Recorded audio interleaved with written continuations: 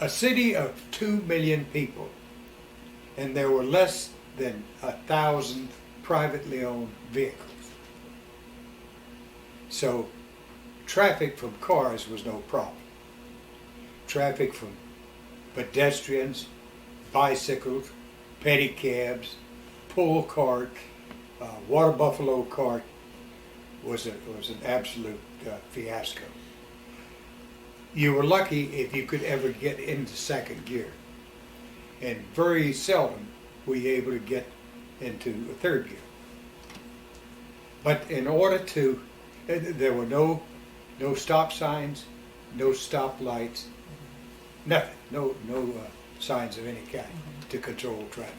But in order to catch up with the outside world, they put up a stoplight on Taipei, the busiest street in the city.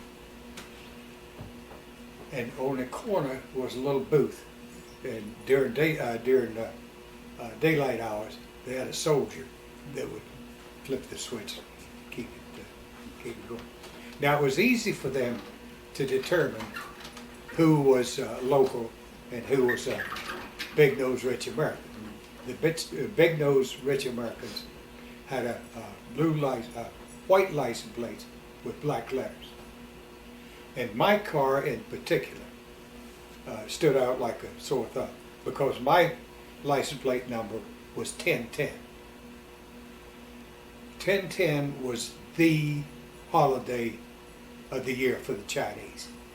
1010, 10th of October, the date that Dr. Sun Yat-sen overthrew the dynasty. So it was like our 4th of July. So they see me coming and they know who I am.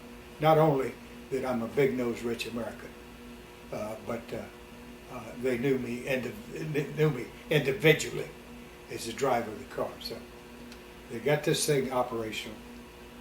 I could drive down the street, there wouldn't be another car within 5 blocks. And the light goes red.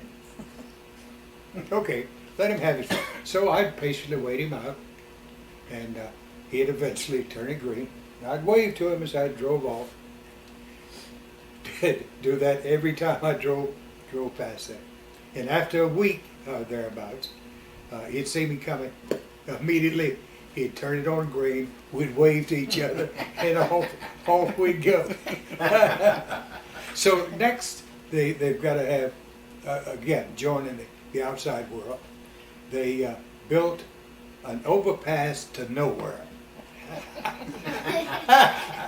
They built an overpass on the same Taipei, crossing a small street that probably didn't have one car a month driving. But you know, modern world, you've got to have your overpass. And of course, everything was built by hand.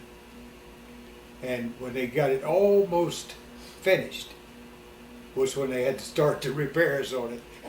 They sanded down the cement to the point.